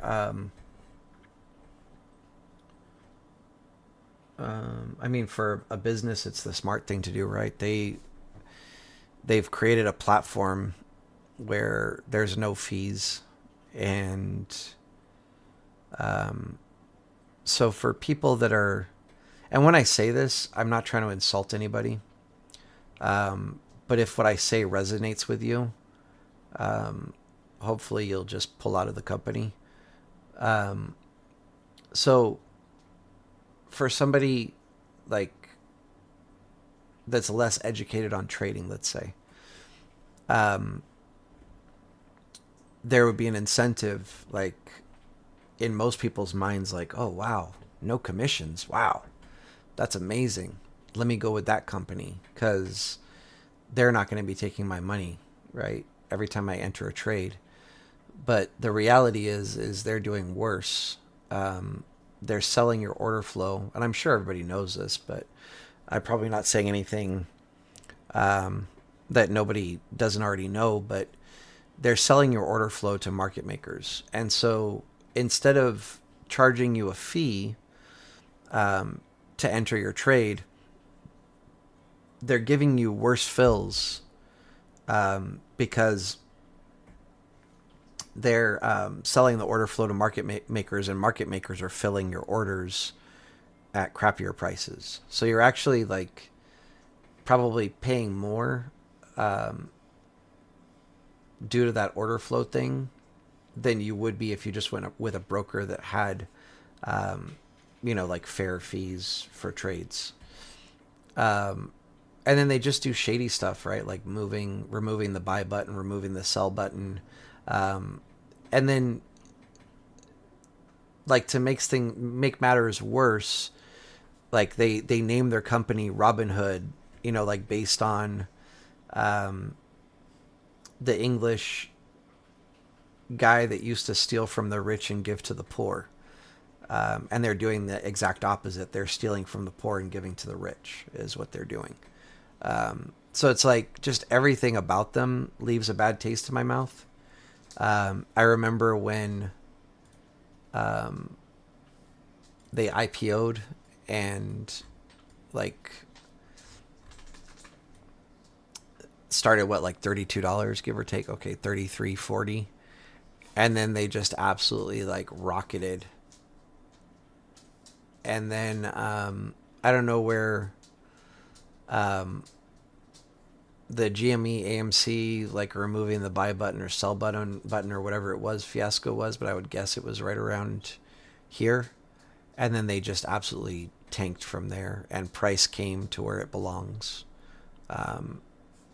If it's not here, whatever, 0, then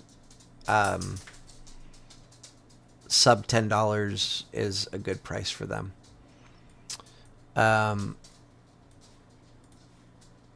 So I'm saying all of this because it's very difficult for me as a trader to look at them objectively as a company, because I don't like to trade things I don't believe in. And as a company, I don't believe in them. All they're doing is trying to take money from retail and line their pockets and line market makers' pockets. And then they've created a platform as well where like they don't even give people real charts.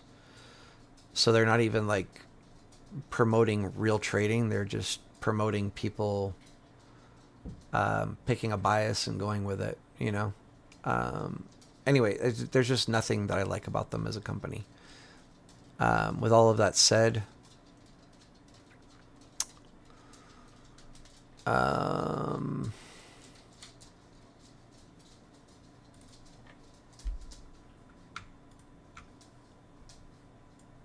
break 2280. There's also just like not a lot of room.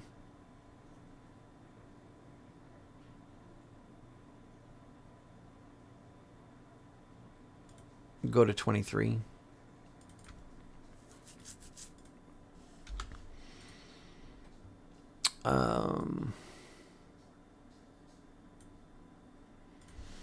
Get here, I would be interested in puts.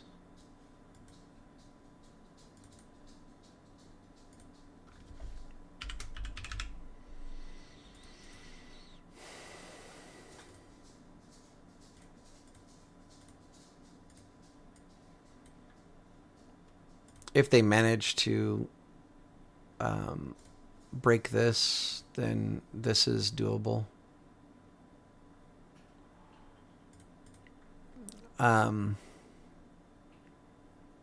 but I would be interested in puts here. And I would be looking to close.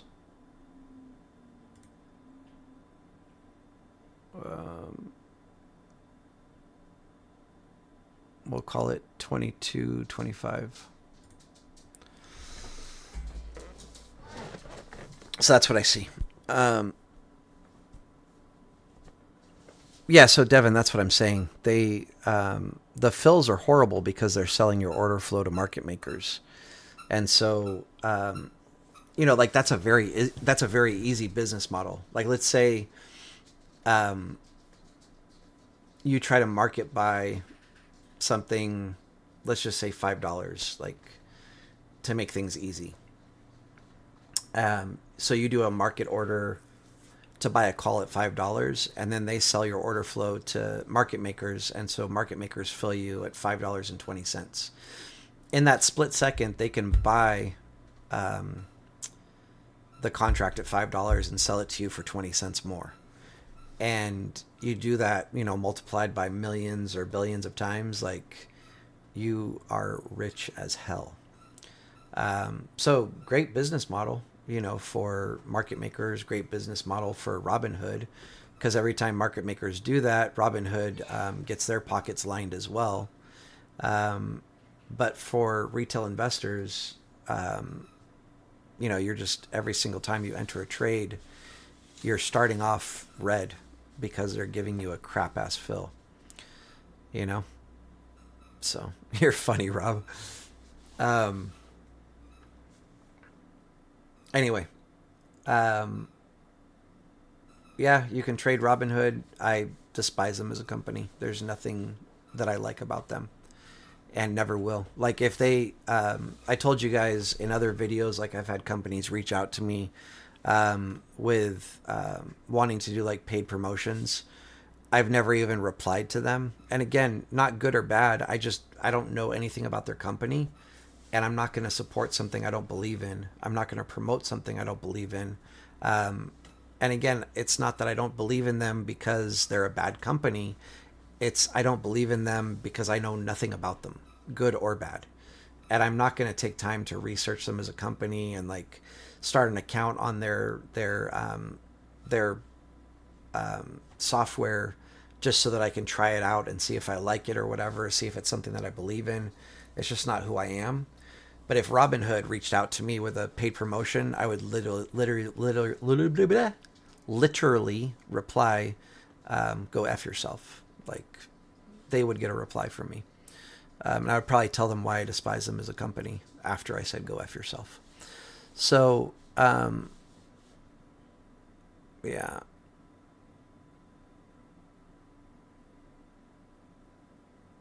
So, sorry, Rob. They're asking for C and CVNA.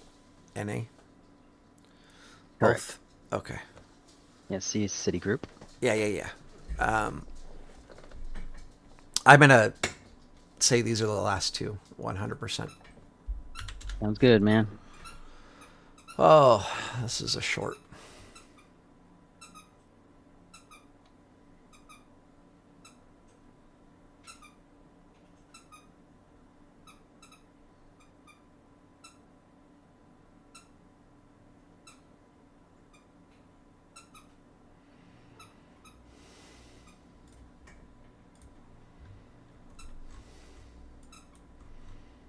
Dog's got the squeaky toy again.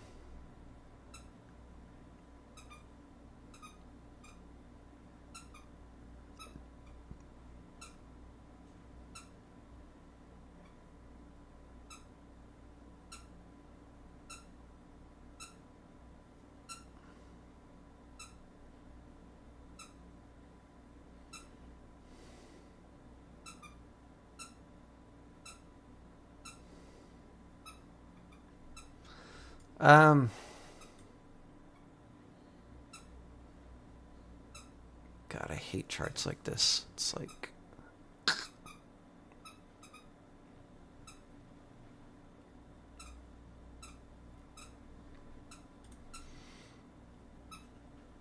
This is your long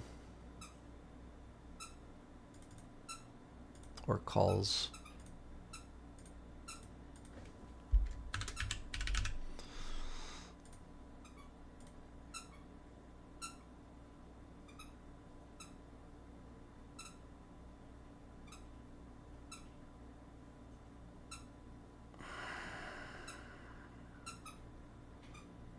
This is where you close.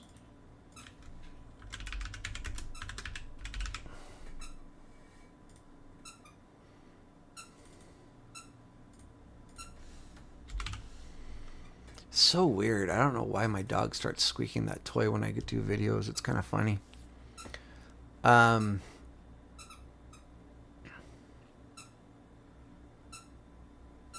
So I can see a bearish case starting right about here.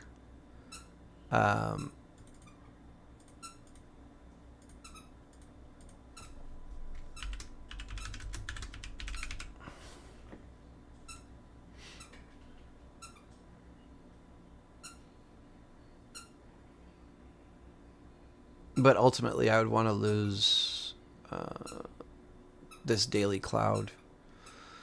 I would just say $63.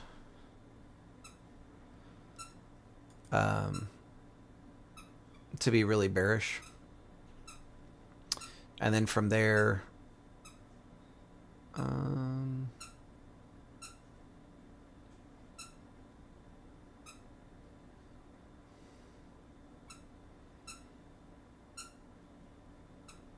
you need to be aware of this level, and I would close here.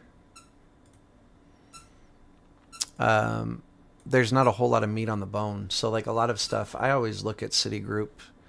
I didn't put a trade because there's just not a lot of room for movement. Most of these are like, this is barely 1 point from here to here. And then there's support between there. So it's like a 50-cent move you might catch,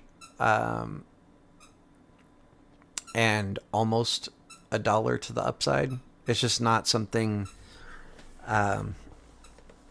where I see a great setup on either direction that I'm willing to share as a trade, because there's just not a lot of room for movement to happen. So, but anyway, that's what I see.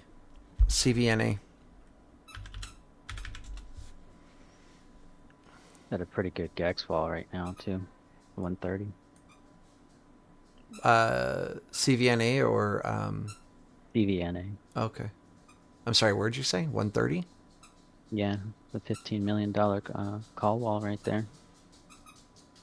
I know the last earnings they did, they actually really did kill it, and that was their whole thing, why they blew up to begin with. Mm.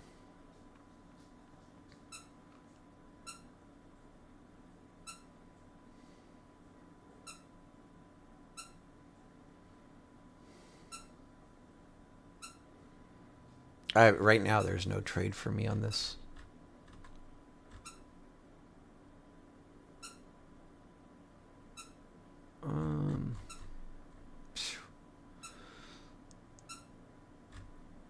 My cursor keeps going to that level. 29.58. Right? Where was it? Right there. Yeah. Right there.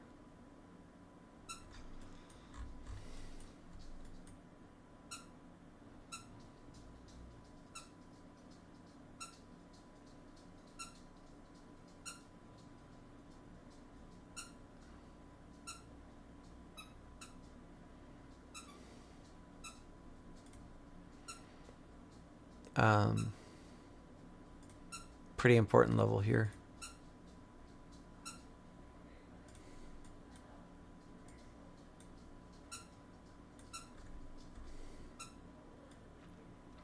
Important as in this is going to be hard to break above. It is doable, but there's no setup for me to trade this. if I was looking for calls, I would need to get in here. And I'm not just putting where they bounced. If you look back, and we can probably even go back further, 24, 25. I'm just saying that because I'm just saying the price level because it's going to move when I move this back. But let's see what we have there.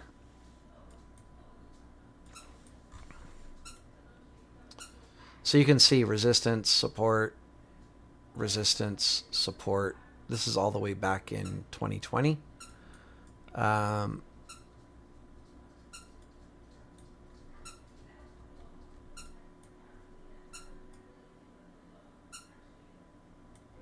Support here. They tried to bounce it here and then lost. Became resistance, resistance, turn support again, turn resistance, and now we're back above that level. And then even at the current price, let me remove the clouds so it's easier to see. You can see resistance, resistance, resistance, support, support, support. So this would be where you would look to get in long or take calls, and you would want to close. So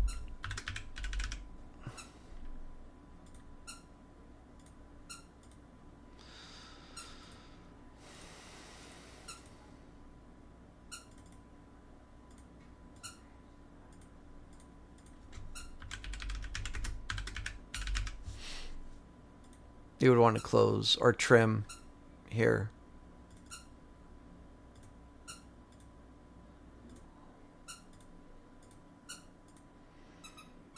And actually trim's probably a better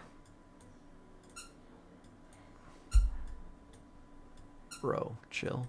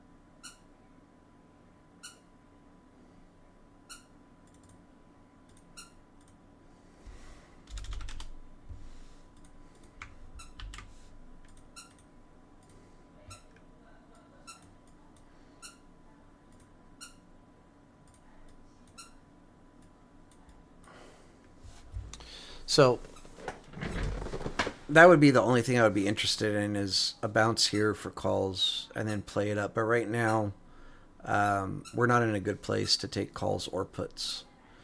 So this is specifically, I mean, I don't look at Carvana on a daily to look for trades, but this is specifically why, like the setups that I give you guys, I'm looking for key levels for entry. I'm not going to give you guys an entry in the middle of space. Like there's just nothing here.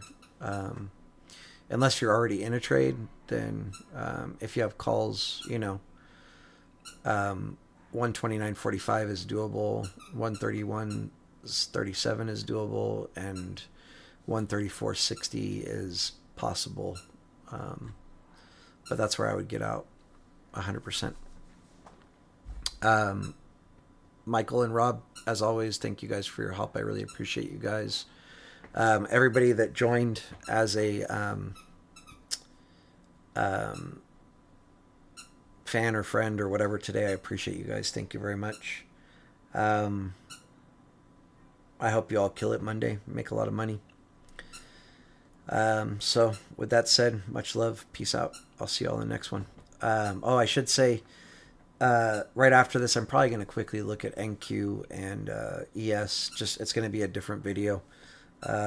It's going to be quick though. I'm getting tired. We've been going for I don't even know how long now. 2 hours. Yeah, it's been a long one. Yeah, over 2 hours. Jeez, guys, what are you trying to do to me? All right. Anyway, much love. Peace out. Have a good one. Bye.